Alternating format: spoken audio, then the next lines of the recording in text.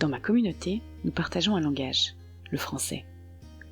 Nous l'avons appris avec différents accents, différentes expressions, car nous venons d'un peu partout sur cette planète. Notre histoire, notre culture sont différentes, mais c'est ce qui fait notre richesse. On nous appelle les francophones. Originaire d'ici ou d'ailleurs, j'ai rencontré celles et ceux qui forment la communauté francophone de la province d'Alberta au Canada. Dans ce podcast, ils nous racontent qui ils sont, d'où ils viennent, et quels sont les liens qu'ils entretiennent avec la langue française.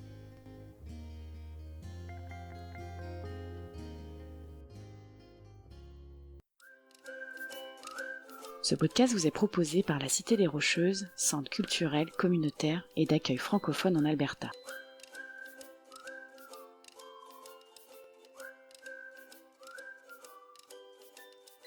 Ma première invitée s'appelle Hélène. Elle fait partie des rares Canadiennes originaires d'une petite communauté francophone de la Saskatchewan. C'est une femme bienveillante et optimiste qui a créé la famille qui lui ressemble. Elle nous raconte à quel point elle tient à sa culture d'origine, son plaisir à transmettre ses valeurs, mais aussi sa fierté d'avoir trouvé un équilibre dans un environnement bilingue où il est possible d'affirmer ses identités. Je vous laisse écouter son histoire.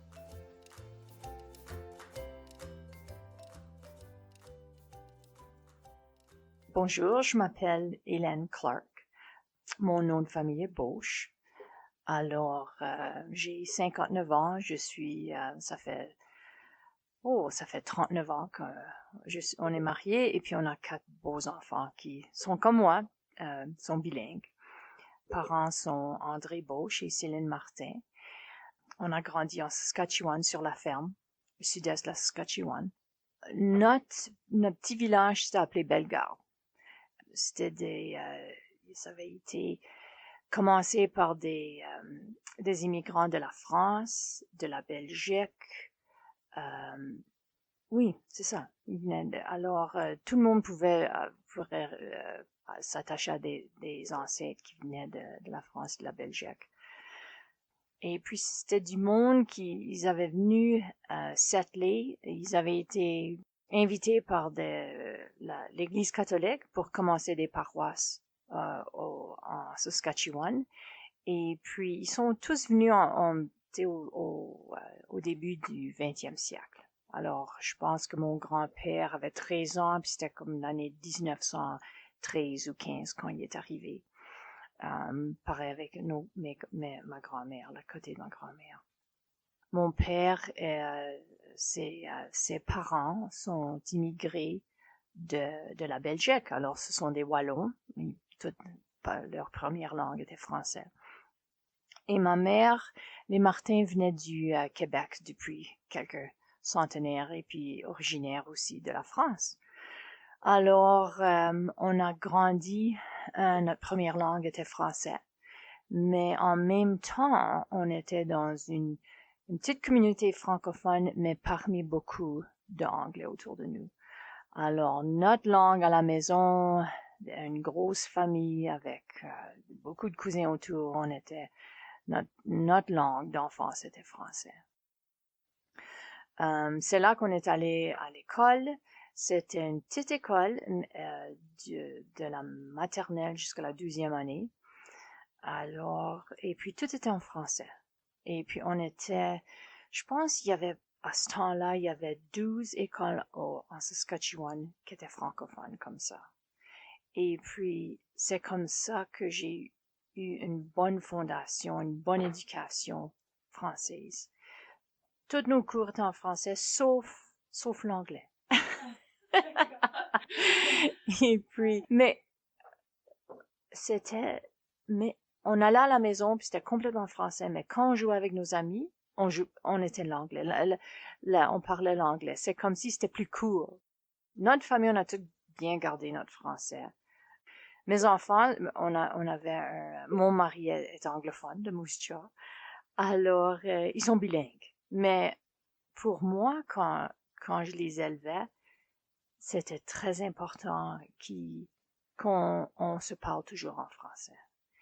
Alors, moi, je leur parlais en français et puis Brent leur parlait en anglais. Alors, du temps qu'ils étaient petits, ils savaient que maman utilisait ces mots-ci Et puis papa utilisait les autres mots. Il savait pas que c'était des différentes langues.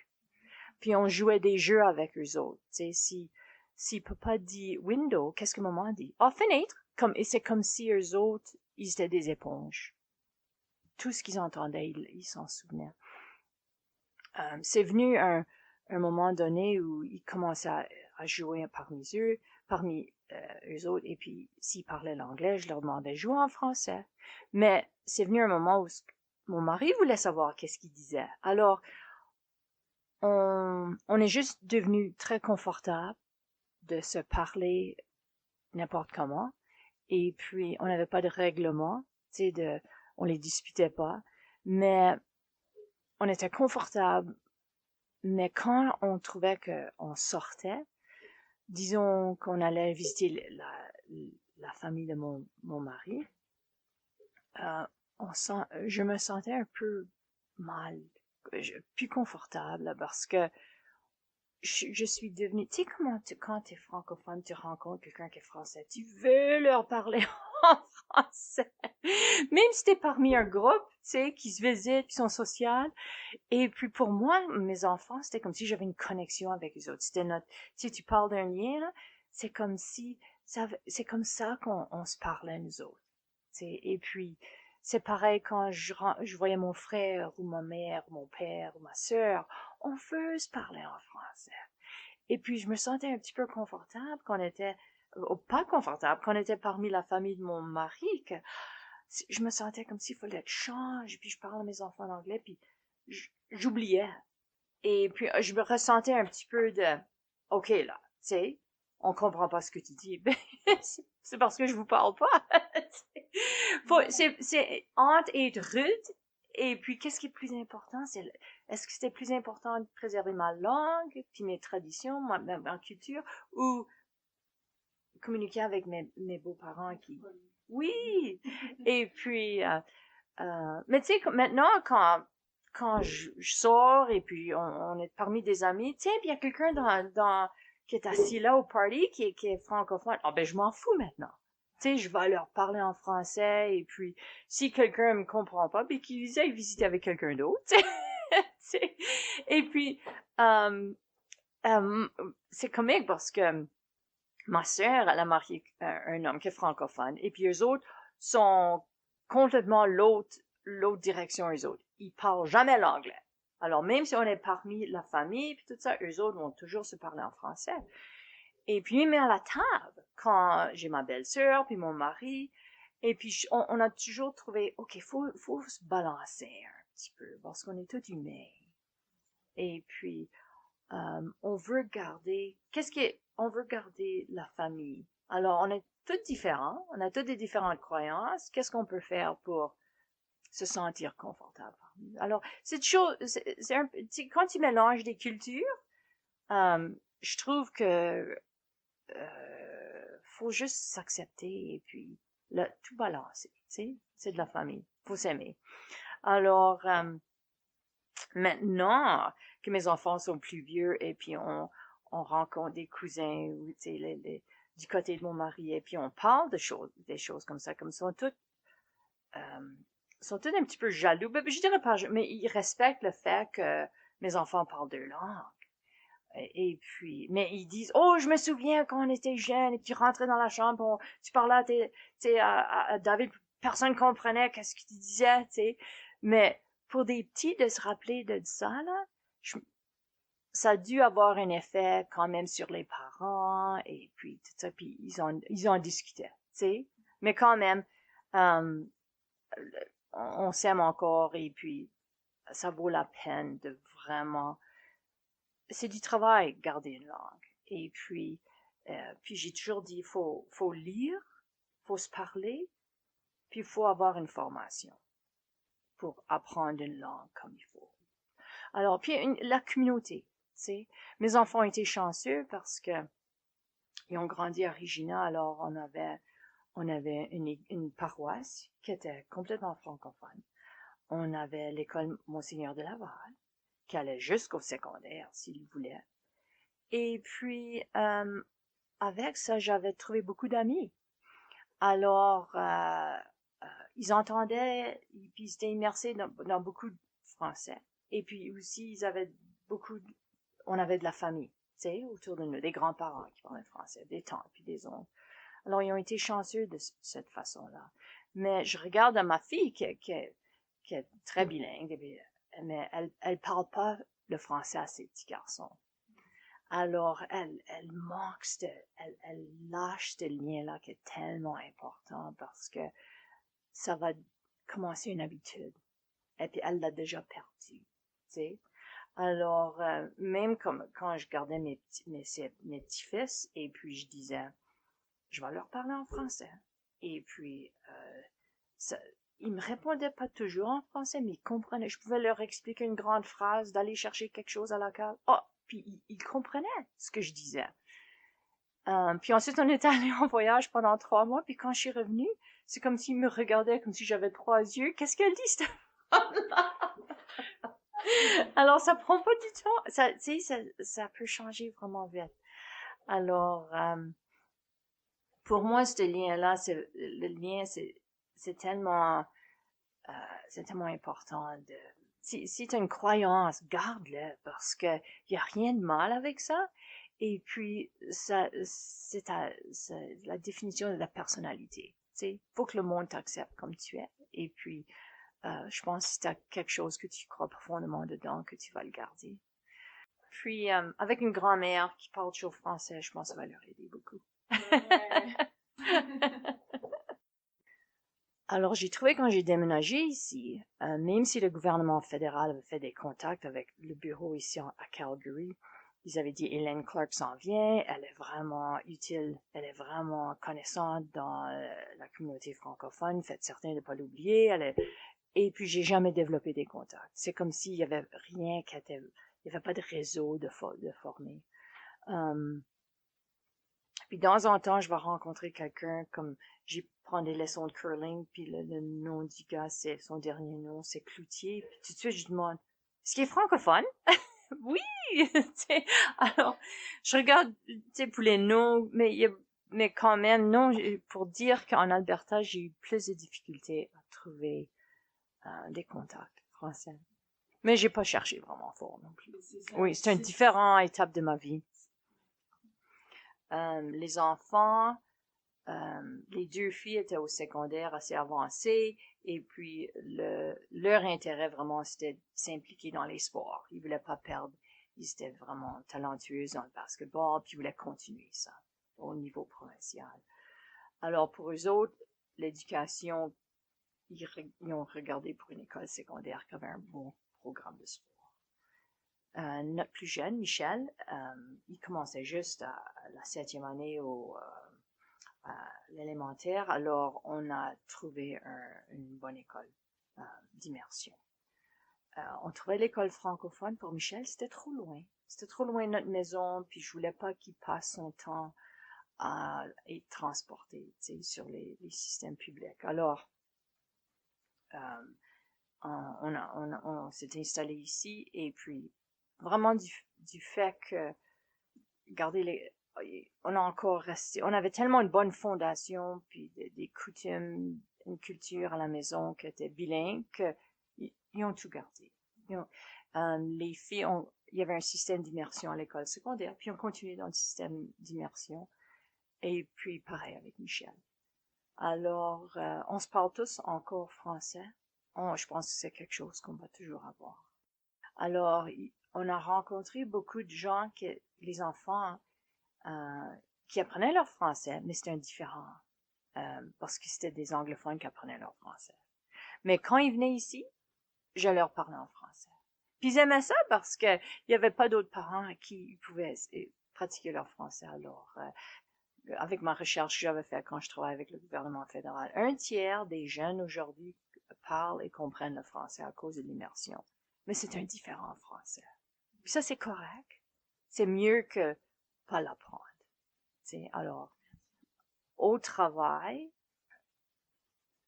quand on avait probablement une 30aine d'employés au bureau qui étaient francophones, parce que je voyais la liste.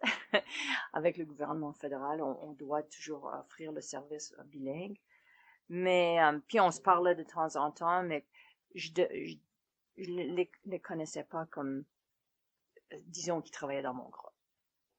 Alors un vraiment bon ami avec qui on a travaillé ensemble pendant au moins une dizaine d'années. Il venait du Québec, il était fantastique. Et puis moi j'étais le chef d'équipe, puis lui était un des informatiques. Et puis, on a développé une relation spéciale que je pense que c'était à cause de notre francophonie qu'on pouvait, il partageait avec moi plus que n'importe quel employé à cause qu'il savait qu'on avait cette connexion-là. Tu sais, la culture, puis on allait pour des cafés ensemble. Lui, il venait du Québec, moi, je venais de la Saskatchewan, mais le background était tellement pareil, tu sais. Et puis, c'est venu on se sentait pas confortable si on se parlait en anglais. Mais quand on allait en groupe ensemble, on était assis un à côté de l'autre, on voulait se parler en français, mais on pouvait pas vraiment parce qu'on était au travail, puis les autres étaient dans le même meeting ou la même rencontre, tu sais. Alors, je trouve que tu sais, je regarde maintenant les nouvelles les protestations des groupes minoritaires, de minorités. Puis je sens un peu, je comprends qu'est-ce qu'ils ressentent eux autres à cause de avoir grandi francophone au Canada. Il faut travailler fort pour la garder, cette langue-là. Je vais te dire une histoire. Quand je suis née, mes parents m'ont appelée Hélène Thérèse Marie Bauche. Et puis, l'infirmière qui avait aidé ma mère, qui s'occupait de ma mère, était très anglophone. Puis je sais pas si ma mère utilisait ce terme correctement, mais elle appelait, le monde qui n'aimait pas les Français, elle les appelait des fanatiques. Puis, elle a dit, mon infirmière était comme ça. Parce que j'ai dit, je regarde à mon certificat de naissance, puis c'est Helen Teresa Mary Bauche. Je dis, pourquoi est-ce que tu m'as inscrit comme ça? Ben, elle dit, c'est pas moi. J'ai dit à l'infirmière, je l'ai appelé pour elle, je l'ai écrit sur un morceau de papier. Dans ce temps-là, c'était les infirmières qui faisaient l'application pour ça, le certificat de naissance. Et puis, elle a tout traduit en anglais. Et puis, depuis, ça m'a causé tellement de problèmes toute ma vie à cause que j'ai ce certificat de naissance qui est incorrect. Puis, j'ai dit à ma mère, quand tu l'as vu, pourquoi est-ce que t'as pas insisté que c'était faux? Elle a dit, ben, c'était difficile dans ce temps-là. Mais maman, voyons donc. C'est pourquoi est-ce que t'as été si chétif? T'aurais dû m'arruiner. Parce qu'après ça, faut que je fasse des passeports, faut que je fasse ma licence. Rien pareil. Fallait que, tu sais, c'est juste... Alors, c'est juste... c'est difficile à croire qu'une personne pourrait faire ces décisions-là. Non, c'est pas comme ça qu'on écrit ça. On va le faire, tu sais. Mais c'était comme ça dans ce temps-là. J'avais des amis quand on demeurait à Regina qui ils disaient on vit en français. On peut tout faire, nos épiceries, nos choses bancaires, nos choses d'assurance, tout notre business, on peut aller acheter un auto, on peut tout faire en français si on insiste. Et puis c'est vrai, tu trouves, il va toujours avoir quelqu'un qui va te comprendre. T'sais. Et puis, quand il y a un bon réseau, tu peux trouver quelqu'un un dealership d'auto qui va vendre il y a quelqu'un qui est francophone à Ford. Et puis tu peux, s'il y a un beau réseau. Alors c'est tellement important comme des centres culturels où ils ont développé des contacts comme ça, parce que c'est là que le monde se trouve. Une autre chose qui m'avait vraiment aidé des bilingues, c'est que je suis allée, après que j'ai gradué de l'école, je suis allée à l'université de Regina. Quand j'ai gradué en 84, je commençais mes entrevues pour faire qu'est-ce qu'on appelait ça? Chartered Accountant. avec les différentes firmes de comptabilité. J'avais eu plusieurs entrevues et puis un soir, je suis à la maison puis quelqu'un téléphone sonne et puis c'est un gestionnaire du gouvernement fédéral, les ressources humaines. Et puis il dit, on a fait contact avec l'université de Regina puis ils nous ont donné ton nom, que tu es gradué de l'administration, puis tu es bilingue. Puis le gouvernement fédéral justement cherche pour embaucher des employés qui ont leur bac en administration, qui sont bilingues. Ah, ok, ben, très bien, je vais aller. Ben, il dit, si tu vas pour une entrevue, il fait les arrangements, il me rappelle que j'ai une entrevue avec le gouvernement fédéral. Alors, je suis allée pour une entrevue, puis de là, ils m'ont offert la position avec l'Agence du revenu du Canada. Et puis quand j'y pense, à cause de ça, il n'a jamais fallu que je cherche pour un emploi. J'ai fait toute ma carrière avec le gouvernement fédéral.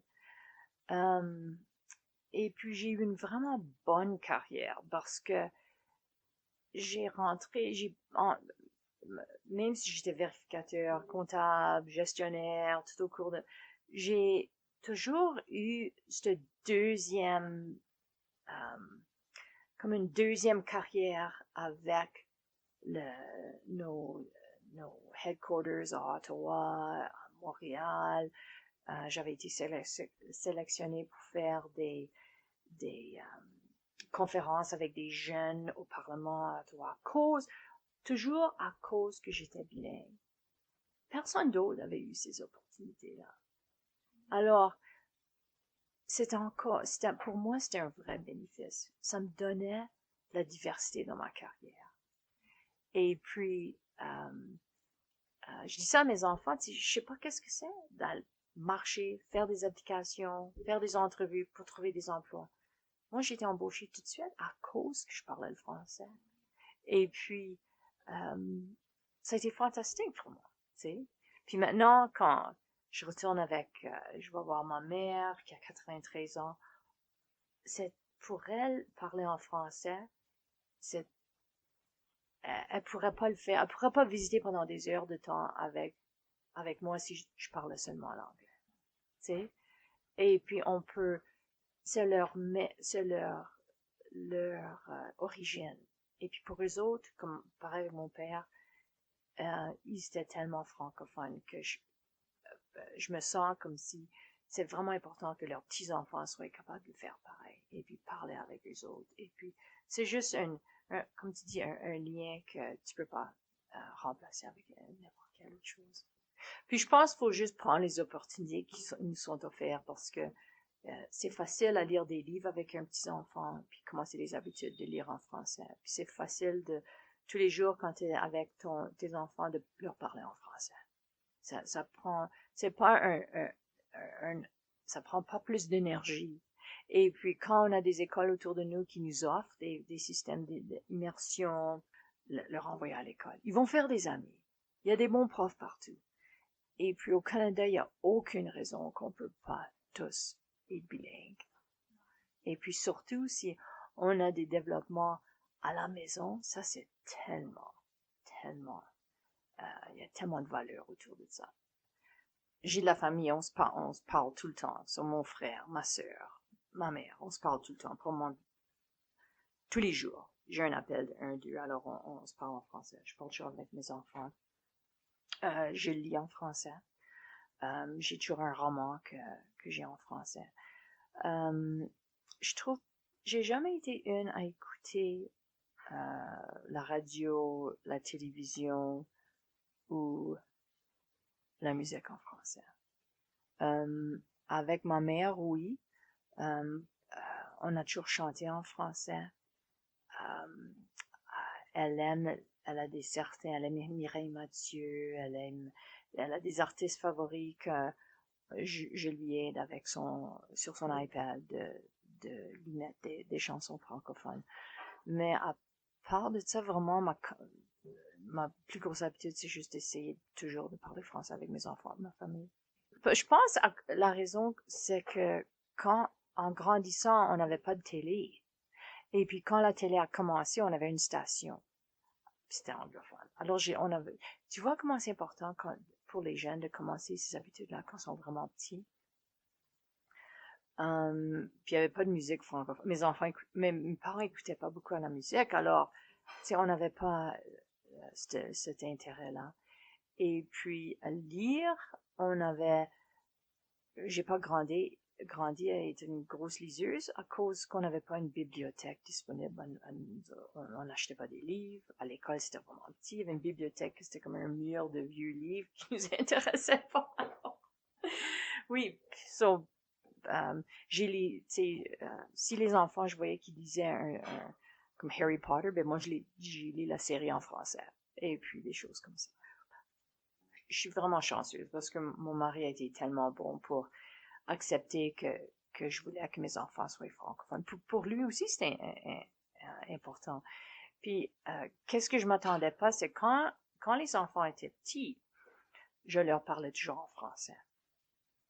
Alors, ils apprenaient les mots de bébé. Puis, à mesure que les enfants apprenaient à parler, lui aussi apprenait. Mais c'est venu un moment, là, tu sais, quand ils commencent, ils sont très verbaux, les enfants, à passer l'âge de 2 ans, ils commencent à parler de plus en plus. Là, ils l'ont perdu, tu sais, parce qu'ils connaissaient plus de mots que lui. Mais même maintenant, à cause qu'ils m'entendent parler français tellement, que je peux dire, je vais te donner un exemple. Ce matin, je disais à Michel, d'aller à rond dans sa chambre, puis juste trier à travers le linge, les vêtements que j'ai mis sur son lit, parce qu'il y en a que je sais qu'il veut plus, qu'il lui font plus. On va les jeter, on va les donner dans les boîtes de charité. Et puis, j'ai tourné à Brent, puis j'ai dit, as-tu compris ce que je viens juste de dire? Il dit oui. Puis il pouvait tout dire, ce que je venais de dire à Michel, et puis je l'avais dit complètement en français. Alors, je trouvais que ça, c'était vraiment, il peut pas vraiment communiquer, mais il comprend quand il entend. Alors, je pense que tu peux en prendre, faut s'ouvrir les oreilles, tu sais, et pour quand on veut respecter les autres. Alors, je trouve ça vraiment intéressant. Mais ça, c'est une chose que, pour lui, c'est important que les enfants parlent en français. Puis heureux qu'on a ça dans la maison. Les enfants, comme je disais, les autres, c'était juste tous des mots. Il y en avait, c'était différent d'une personne à l'autre, mais il y avait une fois que, quand Michel était petit, il n'allait pas encore à l'école, alors il est venu avec moi faire les épiceries.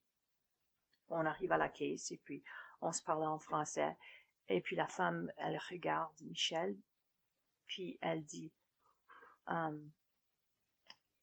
How come you can speak French? Puis sa réponse était, I was born that way. Pour lui, il savait pas qu'il avait appris une autre langue. Mais c'était sa réponse, et c'était tellement honnête. I was born that way.